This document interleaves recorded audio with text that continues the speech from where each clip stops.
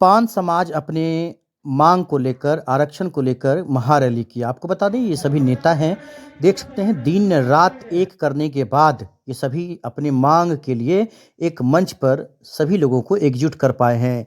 इस बीच बिहार सरकार के मंत्री समाज कल्याण विभाग के मदन सहनी जो वरिष्ठ मंत्री भी हैं, वरिष्ठ नेता भी हैं जदयू के, वो इस मंच पर पहुंचे। उन्होंने कहा कि हम हर संभव आपके साथ हैं।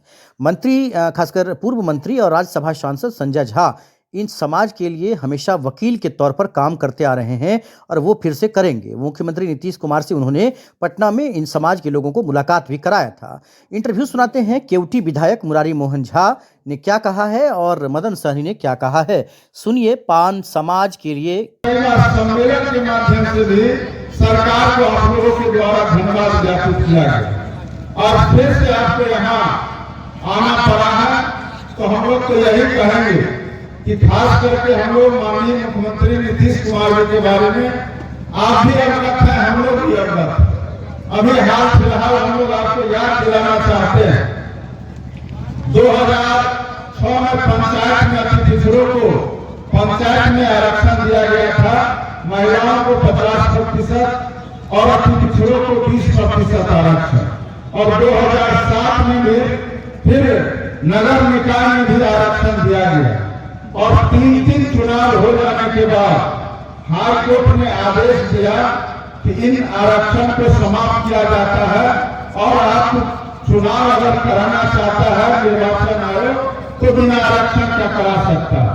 और आप सबको मालूम है कि हम लोगों ने भी इस मामले को लेकर के गांधी मैदान में हम लोगों ने धरना दिया था, जितने भी हमारे अति पिछड़ा समाज के लोग थे। और उसमें यही मकसद था कि जो माननीय मुख्यमंत्री जी ने ट्रिपल टेस्ट कराने का उन्होंने निर्णय लिया और उस समय तत्कालीन हमारे जो नवीन आर्या थे हम लोग के पार्टी के नेता, उनको अति पिछड़ा आयोग का अध्यक्ष बनाया गया और सभी जिला में उनको भेज करके उसका रिपोर्ट जमा करके, और जब तक यह रिपोर्ट नहीं गया और यह तय नहीं हुआ कि जो लोग को आरक्षण का लाभ मिला हुआ है वो सारे जाति के लोग हमारे इस चुनाव में भाग लेंगे। जो नगर निकाय में चुनाव होना था और उसके बाद ही चुनाव हुआ। तो जो काम माननीय मुख्यमंत्री जी करते आश्वस्त करना चाहेंगे कि आने वाला समय में जो भी आपका निर्णय होगा, हम लोग तो माननीय मुख्यमंत्री जी से भी कहेंगे कि एक तकनीकी रूप से जो सक्षम लोग हैं, चाहे वो कानून के ज्ञाता है, उनका एक कमेटी बने और इसमें क्या समाधान हो सकता है और सुप्रीम कोर्ट का जो निर्णय आया है उसका क्या काट हो सकता है, इस बारे में हम लोग बैठ करके निर्णय ले। लेकिन एक बात हम लोग जरूर कहेंगे कि जो अधिकार आपको मिला और जो आरक्षण आपको मिला था वह आरक्षण 100% आपको मिलना चाहिए था, मिला है। और आगे भी हम लोग इसके पक्ष में रहेंगे कि जो आरक्षण आपको मिला था और जो सुप्रीम कोर्ट के आदेश से स्थगित हुआ है या रद्द हुआ है उसको फिर से बहाल करने के लिए आज सिर्फ आप दरभंगा में नहीं, हम लोग को जहां भी आवश्यकता पड़ेगा हम लोग आपके साथ रहेंगे। और सिर्फ रहेंगे ही नहीं बल्कि जहां भी वकालत करना पड़ेगा, जहां हम लोग को अपनी बात रखनी पड़ेगी आपकी तरफ से, वहां तक हम लोग बैठ करके बात करने के लिए हम लोग आपको जरूर भरोसा दिलाना चाहते हैं। हम लोग चाहेंगे कि एक जरूर तैयार हो और उस तैयारी करके हम लोग चलेंगे, एक कमेटी बना लेंगे, हम लोग समय लेंगे, मुख्यमंत्री जी से मिलेंगे। लेकिन साथ ही इतना जरूर कहेंगे ये लड़ाई हम लोग को लड़ना चाहिए, लेकिन जो काम और जो अधिकार हम लोग को पहले से भी मिला हुआ, खास करके हमारे राज्य सरकार ने जो अधिकार हमको दिया है, जो सुविधा हमको दिया है, उस सुविधा से भी हम लोग अलग हो जाएंगे। हम लोग को कहीं से भी बुद्धिमानी नहीं लगता। सरकार ने अनेकों तरह का योजना चला है। आज हम सब लोग जानते हैं कि जो हमारा पान समाज है हर तरह से पिछड़ा हुआ और हमारा समाज शिक्षा के क्षेत्र में भी, आर्थिक रूप से भी, सामाजिक रूप से हर तरह से पिछड़ा हुआ।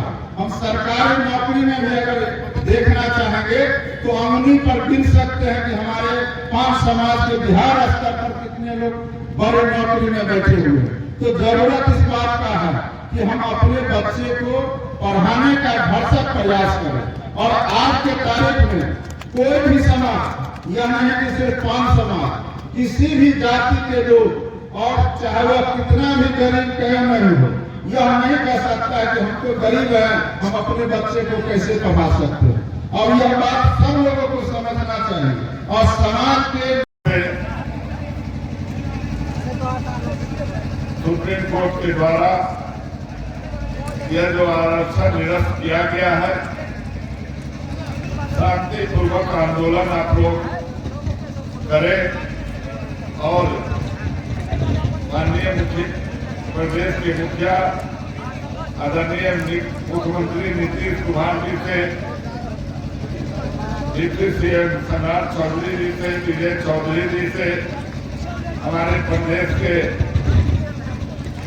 लोकप्रिय प्रदेश अध्यक्ष भाई दिलीप जायसवाल जी से आप लोग एक डेलीगेशन के माध्यम से वहां जाकर मिलने का प्रयास करें। 25 तारीख से 29 तारीख तक बिहार प्रदेश का मानसून सत्र भी प्रारंभ हो रहा है और उस सत्र के दरमियान मैं भी वहां उपस्थित रहूंगा। अगर उस बीच आप लोग आते हैं तो मुझसे भी संपर्क करेंगे और जहां आप, चाहे वो मुख्यमंत्री जी से मिलना हो, चाहे और जो भी भारतीय जनता पार्टी के शीर्ष नेतृत्व जो हमारे हैं उनसे मिलना हो, सभी के पास मैं आप समूह के साथ चलने के लिए तैयार हूं। और लोकसभा का भी सत्र प्रारंभ होने वाला है, अतः आप सब नेतागण हैं, दिल्ली जाकर भी अगर मुझे भी मौका मिला तो मैं भी आपके साथ चलूंगा, मगर वहां भी जाके आप इस बातों को रखें, क्योंकि आपका आरक्षण तो मिला हुआ, आपके अधिकार को छीना गया, तो निश्चित रूप से आंदोलन शांतिपूर्वक हो, मांग शांतिपूर्वक हो, और आपका जिस प्रकार एकजुटता बना हुआ है, जो उपस्थिति यहाँ मैंने देखा, मुझे काफी खुशी हुई। इतनी बड़ी संख्या में राम समाज के हमारे भाई बहन इस पोलो फील्ड में इस आंदोलन में शरीक हुए, और मुझे पूर्ण विश्वास है, तो ये भले लगे मगर मुख्यमंत्री जी पर मुझे कुछ भरोसा है कि वो निश्चित रूप से आपकी जो मांग है उस मांग पर विचार करेंगे और वही फिर आपको आरक्षण देने का काम करेंगे, यह मेरा विश्वास है। चाहिए मैं आपके लिए सतत तैयार रहूंगा और यह भरोसा दिलाता हूं मैं आपको, क्योंकि पिछले धरना में भी मैं आपको बोला था, अभी भी मैं बोल रहा हूं, इसलिए आप घबराए नहीं, सब लोग एकजुट होकर इसी प्रकार आंदोलन को जारी रखें। मगर एक बार जितने शीर्ष नेतृत्व हैं उनसे डेलीगेशन के रूप में आप सभी जाकर जरूर मिले, अपनी बातों को वहां रखने का काम करें। मुझे पूरा विश्वास है कि बातचीत करने से ही आपके समस्या का समाधान निकल जाएगा।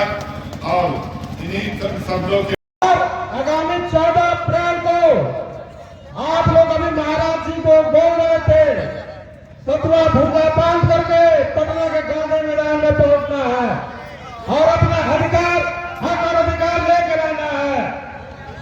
और हमें भी आशा है कि हमारे बाबा साहब आ गए हैं, अब महाराज जी का आशीर्वाद मिल चुका है, पूरी विश्वास के साथ हम कहते हैं हमारी मांगे जो है उसकी पूर्ति होगी, घबराने की बात नहीं है। एक गांव में जा करके और पूरा दरभंगा के 18 प्रखंड में ले जा करके और हमें घुमाने का काम किया।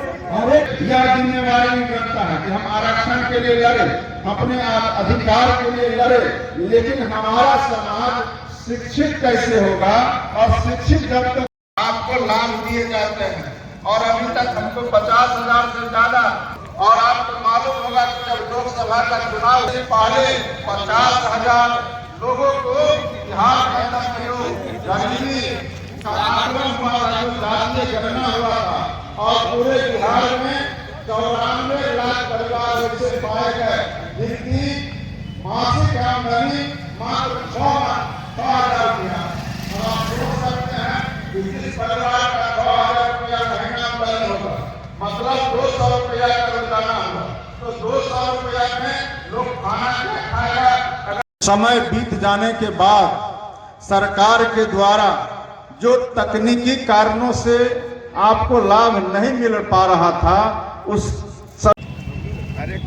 महारैली में बिहार में सभी पान समाज के माता बहनों, जी जिला परिषद सदस्य श्रीमती सुजाता कुमारी जिला परिषद सदस्य, श्री उपेंद्र शर्मा जी को चुनाव भी लड़े हैं बनबंसी से। और यह चर्चा का विषय है। आपको लगता होगा कि आपको यह और फिर आरक्षण को समाप्त कर दिया गया और इस पर किसी